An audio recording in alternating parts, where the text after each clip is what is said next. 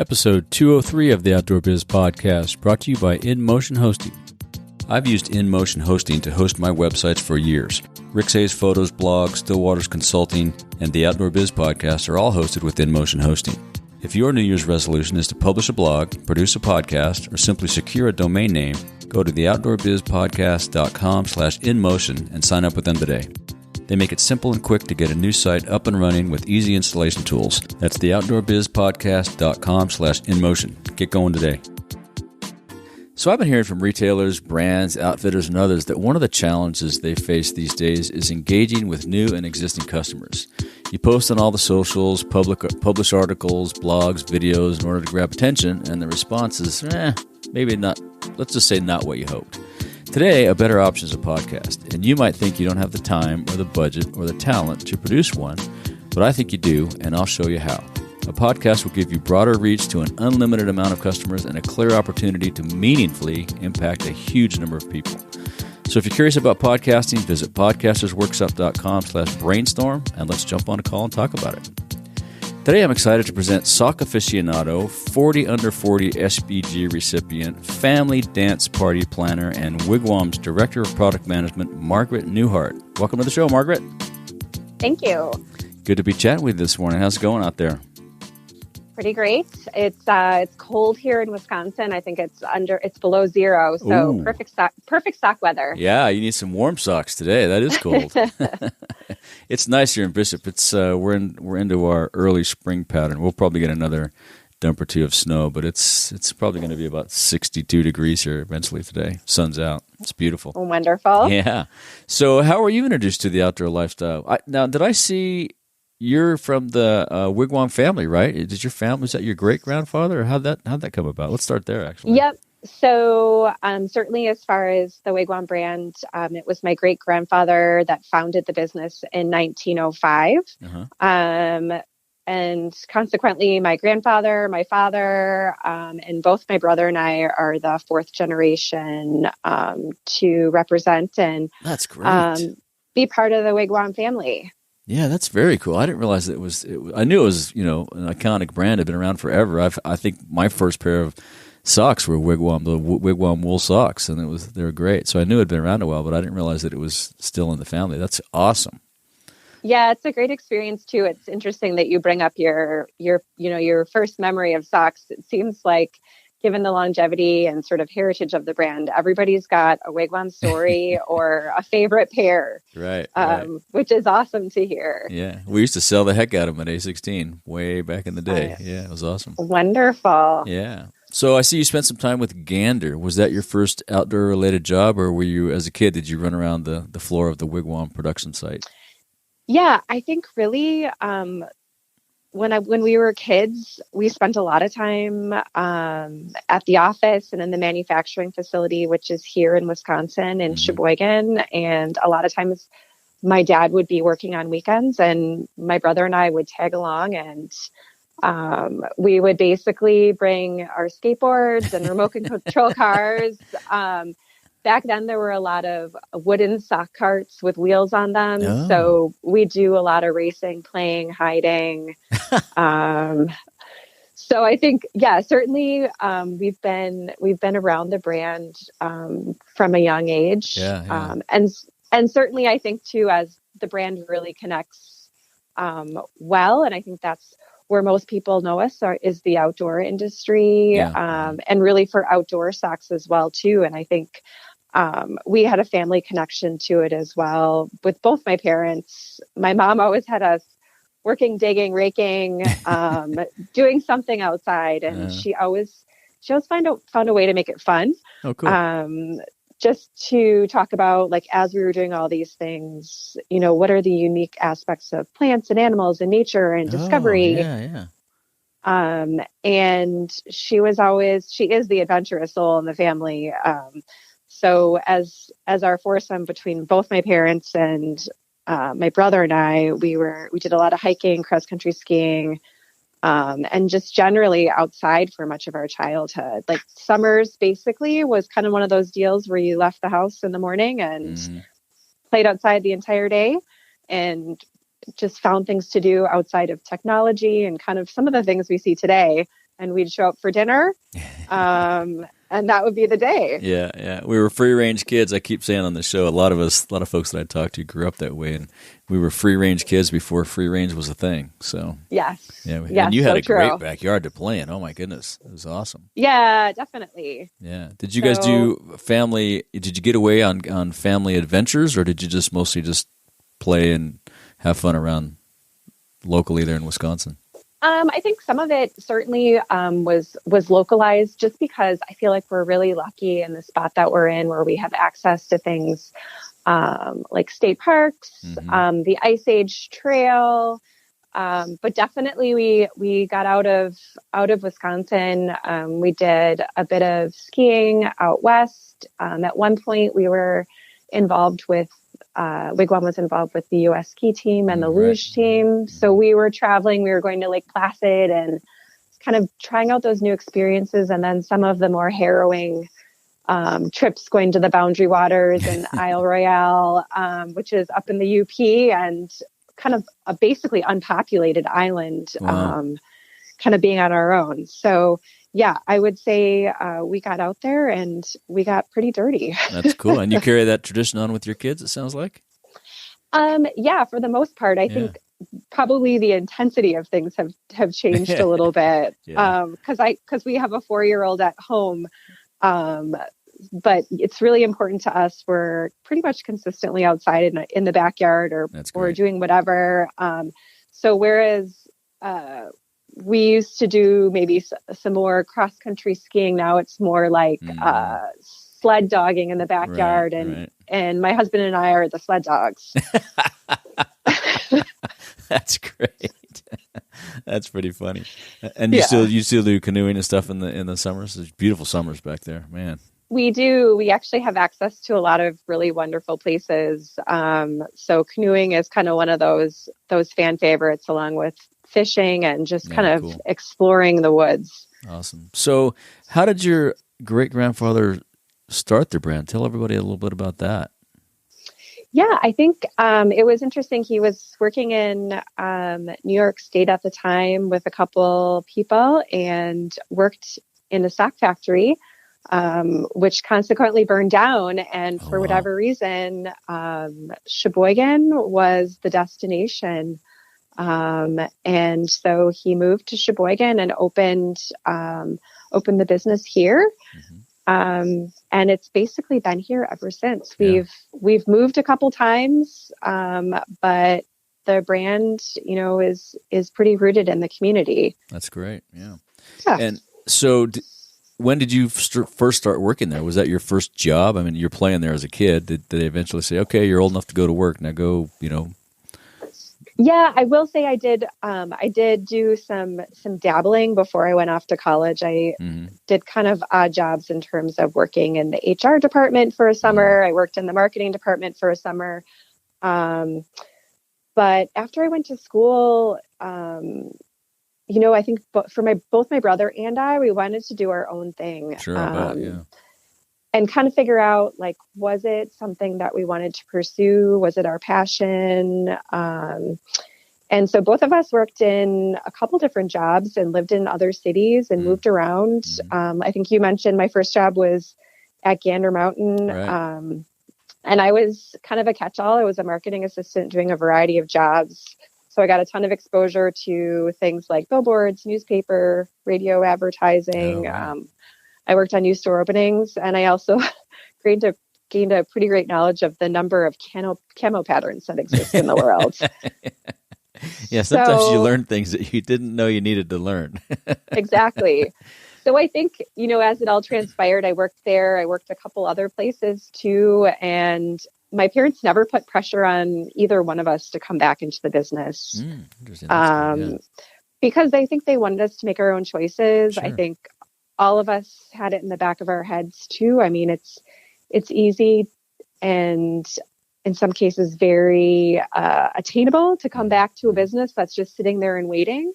But there's also something to be said to gain your own experience, bring that back to a business, and be able to have a couple different perspectives. I think that's hugely valuable. I mean, I think sometimes, those folks that start business, or I was at Eagle Creek for 10 years, and you get insulated somehow, and you don't realize that there's other ways. And then when you go to get exposed to that, you may not do it exactly how you did it at Gander, but you learn something there, and you're going to tweak it and make it work for you. I think that's great.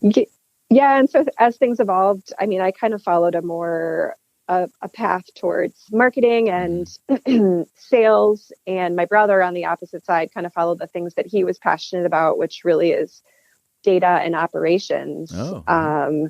And so as I got a little bit older and a little bit further along in my career, my dad did start coming back to me to say, like, what do you think about coming back here? Like, what do you think about working in the business? And I shut him down a bunch of times. Does he still give you grief about that? Maybe a little bit. But I think he understood. Sure. And so he finally came to me, I don't know, maybe about 15 years ago. And he was like, so we have this position, it's new. Like, what do you think about it? It was kind of the advent of, doing business on the internet. And I was going to get some travel under my belt, and I was going to be able to sort of embrace the marketing side of the business. So that was really where I started, was as the field marketing manager. I was living in the Twin Cities. Oh, wow. And traveling with a lot of our reps and visiting customers and talking about how to improve their in-store and online experiences. Oh, cool. Yeah, that's huge. So I transitioned actually a couple times, and I had some focus on our website too, just kind of as a natural progression as online business began to develop and change. And then at the time, our VP of sales and marketing came to me, and there was an opening, and he's like, what do you think about being a director of sales for the West Coast? Wow. And I was like, that's crazy. I was like, why would you ever want to do that? Like, put me in this position. Well, but your experience traveling with the reps is great. Yeah. Yeah, certainly. So I think a lot of it, certainly wasn't part of my plan, but a natural evolution, and one position sort of built on the next. And, being in that sales position and really working with customers and reps, still to this day is one of, my favorite things, because I just love the people experience. Yeah. Well, and that really, I tell people that all the time. And if you're looking to get in the biz, start on the sales end, either at the retail floor or with a rep, because it really impacts you in ways you don't even know later, right? Yeah, so true. I think because, as things evolved, and again, my dad was still after me. I had been living in Minneapolis. I had moved for a brief time out to Lake Tahoe. Still working remotely. And he's like, so, what do you think about coming back? What do you think about coming back? And so there was finally an opportunity in product development and innovation, and I couldn't pass it up. It was something I felt like I would be really passionate about. And I love the creative side of things, and just building product that I know works. Right. And so it was a natural step for me to move back to Wisconsin. And that's kind of where I find myself today, working in my current position. And as things work out, I mean, given where I've been, I have a lot of building blocks that really support what we do. Tremendous experience. Yeah, what we do in product development. I understand like the influences in sales and marketing and kind of how that all plays together. Yeah. So, what it's gonna result in when it gets put on the retail floor, right, or online. And these days it's all online. Well, that's so what I hope. Yeah, that's what I hope. If I had that crystal ball, that would be even better. Yeah. No, that's great. That's awesome. So, what do you love most about the brand? I think one of the things that rise to the top is really the people. You try to surround ourselves with people that know a lot more than we do and really have a specialty. And, it's these talented people that I love seeing the passion for the work that they do and the pride in what we create. As an example, I mean, every company has people that come and go, and, I can say that we're the same, but we also have, an incredibly, dedicated group of people that have been with us for such a long time. I mean, our average tenure here is 17 years. Wow, that's great. Yeah. And just this past week, we celebrated 2 different people with work anniversaries of 36 and 37 years. Cow. That's awesome. And now, are they mostly in production, or is it across the range? It's office and production. Gotcha. Yeah. So That's I feel like not many companies can say the same thing. I guess outside the people, I love the fact that no day is ever the same for me. It's, I can be working on product plans and analyzing color, and, working with my team on innovation. And the next day it's, maybe not unheard of that I'm, looking for something in the warehouse and popping out of a shipping container. Right. Yeah. And now you guys make everything in the U.S., right? Or is it partially U.S.? We do. Yeah. Yep. So everything basically is manufactured here in Sheboygan, Wisconsin today. Gotcha. Yeah.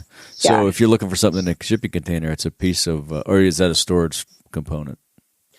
Usually those shipping containers that I'm popping out of relate to a trade show booth. Oh, gotcha. Gotcha. Okay. There's all kinds of things that could be in there then. Yes, this is true. That's funny. Is true. So all those years of experience and being part of the family, who are some of the mentors that have inspired you and motivated you throughout your career? Either there or not there, outside of Wigwam. Certainly. I think I've definitely had a few. There's certainly one that's notable as far as guidance, early on in my career that really helped me to develop. I actually moved with him to a couple different spots because I really learned a ton from him, got a lot of great mentorship, and feel like he was a person with integrity. And I think, as you look at mentors, you look at, how do you grow in the traditional sense in your career, but also how do you grow in a personal way and have good examples on that side too. I'd say the same too for internally. Our previous VP of sales and marketing, he worked with my dad for a long time, and I traveled with him. And as you travel with people and spend a lot of time with them, the absorption of knowledge really happens. And I feel like, certainly he was a big one. And certainly the other one that's really been with me for a lifetime and really has led through example, I think both at a personal and professional level, is my dad. Sure. So, I mean, I can't imagine life without him. Either as a father, but also kind of growing up in the business, and his passion and love of Wigwam is a lot of what it has inspired me to come back and work here and develop a passion of my own. That's great. That's good to have that mentor and leadership right there too. So tell our listeners about Wigwam. You guys just debuted SynchroNet at OR, right? We did. Cool. It's really exciting. I, tell people a lot have said recently, I'm excited about socks pretty much all of the time. Comes with the territory. Yeah. But I feel thing. Like, yes, it is. And it's great to love what you do. Yeah. I think one of the great things is, SynchroNet is awesome.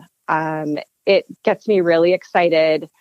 It's really our next really great innovation. It's a completely different way of knitting socks. It's something we developed internally. It's, part of our arsenal of having 100+ years of knowledge of knitting, figuring out how to break machines and make them do things they're not supposed to do. So it's pretty incredible. I mean, essentially, the I guess starting point is all socks in the world are knit in the same way. A sock is knit on a cylinder with a fixed number of needles, and that never changes. So when you knit your sock from top to toe, And so fit has really been accomplished through length of the sock and really stretch materials to make them fit. And with Synchronit, it actually breaks out of the traditional mold of using all of the needles, and you can select increase and decrease, and it basically gives you a truly contoured fit to your sock. And so it's reducing excess material. It's the closest fitting sock that I've ever experienced. So much so that I put them on and I forget that I'm even wearing socks. That's great. Yeah, cool. Huh, yeah, so it's incredibly exciting. And is that it's got to be partially computer driven, right? Or all computer driven? It is partially computer driven. Certainly, Okay, yeah. knitting machines they used to be all mechanical and gear driven. Things have shifted. There's a programming and computerized element, but you still have that mechanical side and the machinery that's doing the hard work. So was that computer technology the trick to developing Synchronit? Did that make that ability to shift the number of needles a little simpler than gear driven production? It's a combination of being I guess computer driven, and then the other piece of it truly is mechanical. Gotcha. To the point where we've basically re-engineered a standard production knitting machine that comes from Italy. Oh wow! And made some major changes. Good. Yeah. Well, I'm not going to ask any questions because I don't want you to give away any secrets. So. I have a bunch of questions. It'd be fun to come and see that someday. Of course, you're always welcome. Yeah, thanks. What's the most rewarding part of the work that you do there? Is it working with the people, working with actually coming up with something like Synchronit? That's got to be pretty exciting. Yeah, I think certainly the people is part of it. As I said before, I think the other piece of it is knowing that Wigwam is knitting a true quality product that really stands the test of time. It's something I'm really proud of. It's the innovation we continue to pursue, and kind of continuing the legacy of the people that came before me. Right. And I think the other piece of it really is working with people and building relationships in the business. That's cool. So with Synchronit new on the scene, is that now your favorite pair of socks? Or what is your favorite pair of socks? Yeah, so I have a lot of socks in my sock drawer. I can imagine. Surprise. It's like I have a lot of packs. I've been a pack guy most of my career. So I will say that Synchronit does rise to the top of the drawer, but I've also got some other favorites too. So Synchronit actually, we've got Synchronit out in the market right now. It's selling at REI and a number of specialty retailers, Mountain Equipment Co-op in Canada, and that is more of a run athletic type of product. And we just launched a merino wool version in outdoor and ski for fall 20. Oh, cool. And so one of those fall 20 products is totally my favorite. So gotcha. hasn't hit the market yet. Gotcha. Well, we'll circle back around, and when it hits the market, we can add that to the show notes. This is Margaret's favorite pair. Go get yours today. Yes. Cool. Yes. So you sell, obviously, your heritage is in outdoor and ski and whatnot. Do you also, now that you have morphed over the years, do you also have sales in the run distribution channel and things like that? Or is it mostly active outdoor activity stuff? Yeah. So certainly we're rooted in outdoor. I think, as part of where we're headed, we used to have a really strong hold in running and athletic. And that, for a lot of reasons fell to the wayside, and we're kind of returning to that. So as most people look at us, as a traditional outdoor cold weather sock, I feel like we're gaining traction again in the run and fitness markets. But then, we're also doing product too for the work market, tactical. We also do a line of socks specifically for people with foot problems like diabetes. So the arsenal is big. Yeah, that's good. I mean, I think these days you have to be broad like that and spread things around and adapt. And it sounds like you guys are doing a great job of that. Mm-hmm. So we talked a little bit about your outdoor activities. What's your mainstay in outdoors? Does it change by the weather? I'm sure you ski more in the winter, obviously, than the summer, and paddle in the summer. Is that traditional? Yeah, I think I've got something for every season, which well, you have the four great. seasons there. We really kind of have two. We don't have four. So I think wintertime it's snowshoeing, downhill skiing. We do. I'm trying to think of what else. Obviously, there's the sled dogging in the backyard. That probably doesn't involve socks too much, though. You must be just wearing everything you have to get on your hands and knees. How's that work? Yeah, it's the rope. It's pulling the rope on the sled and just going. That's awesome.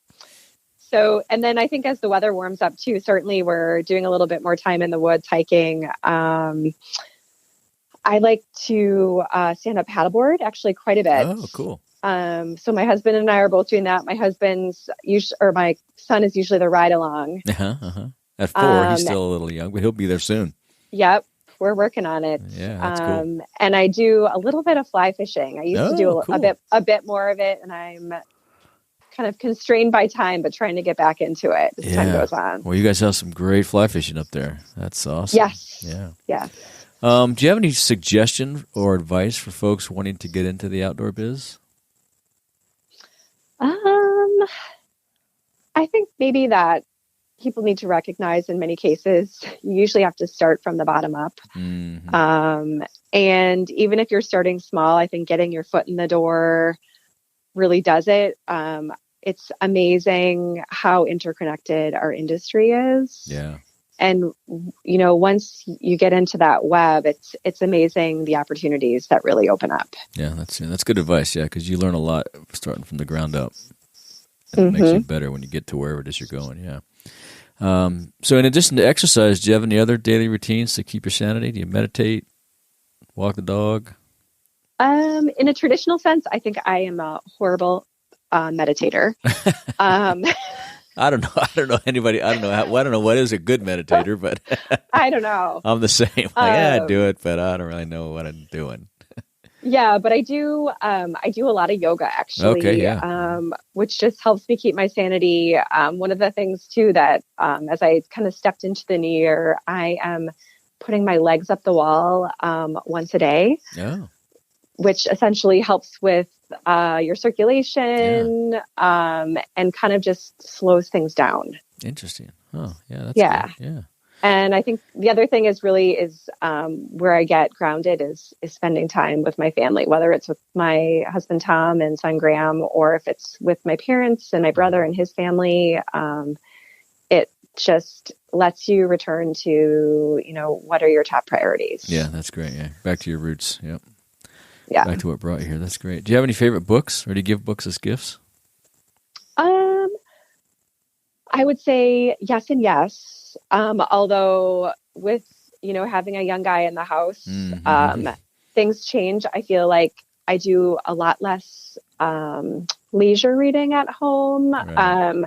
When I'm reading books at home, I think the favorite right now is Frog and Toad All Year. Nice. Otherwise, historically, like one of the books I love, historical fiction. One of the ones that kind of rises to the top is The Kite Runner. Oh yeah, that was a great book. Yeah. So do you give kids books to other families with young kids? Yes. Yeah, what are some of the ones that you give the most, or is there one that you always you have to have this one? I don't have kids, so. One of the ones we love Brown Bear, so that one gets circulated a lot.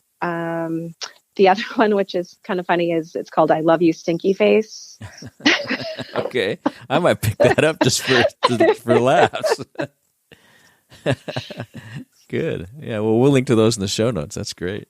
Yes, of course. I think you're going to be the first guest out of 200 and something that's recommended kids books. That's awesome. Yeah, I love it. People may wonder. I don't know. Well, no, I think, a lot of folks that I talk to have young kids, and I don't know that we've ever talked about books for kids before, so this is great. Yeah. How about a favorite piece of outdoor gear under $100? Here's your shameless plug for Wigwam. Well, maybe it's not that, though. Of course, it's socks. I mean, that's going to be my default. But otherwise, I'm going to say one of two things. One is a Hydro Flask water bottle, and the other one is a Stasher reusable bag. What's that Stasher reusable bag? Is that a brand, Stasher? I think it is. Okay. It's basically like, instead of consuming through like multiple plastic bags. Yeah. As we, again, going back to kids, as we make lunches and pack for doing things on the road, right. It's basically like a silicone like pouch with a zipper that you can wash out and just keep using again. All right. Well, I'll do an Amazon or a Google search and see if I can find a link to it in the show notes. If you think about it, you'd see that it is a brand. Send me that so I can link to it in the show notes. That'd be great for people to. Yeah, I definitely will. Yeah, cool. As we wrap up here, is there anything else you'd like to say to our listeners or ask of our listeners? Again, shameless plug. If you haven't tried Wigwam, it'll change your life. There you go. Love it. Yeah. Go to wigwam.com and buy a pair. Yep. Either that or visit your local retailer. Perfect. Yeah. Well, we'll link to that in the show notes too, and I'll go pick up a pair. I haven't had I still have a rag wool pair of Wigwams that I think I've had those things for 20 years probably. That's incredible. That's awesome. Is, yeah. And if people want to follow up with you, how's the best way to reach out? LinkedIn or what? Yeah, certainly on LinkedIn. I'm Margaret Newhard. Otherwise, email mnewhard@wigwam.com. Okay. Otherwise, I would say certainly our social handles. Instagram is at Wigwam Socks. Facebook is Wigwam Socks. Twitter, Wigwam Socks USA. We're on LinkedIn too. And then certainly kind of more newer to the party is Synchronit by Wigwam on Instagram, and Facebook is Synchronit by Wigwam. Perfect. Well, we'll have links to all those in the show notes so you guys can find it there. It's been great talking to you. Thank you. I appreciate the opportunity to be on the podcast. Yeah, and we'll catch up with you at the next OR show. Sounds great. All right. Thank you Have so a much. good day. Yep. Okay. Bye. Thank you for listening. If you want more of the Outdoor Biz Podcast, be sure and subscribe on Apple Podcasts, Google Podcasts, Spotify, Pandora, Stitcher, wherever you get your podcast. Be sure and go to the outdoorbizpodcast.com where you find all the episodes, show notes, and much, much more. Have a great week and be sure to get outside.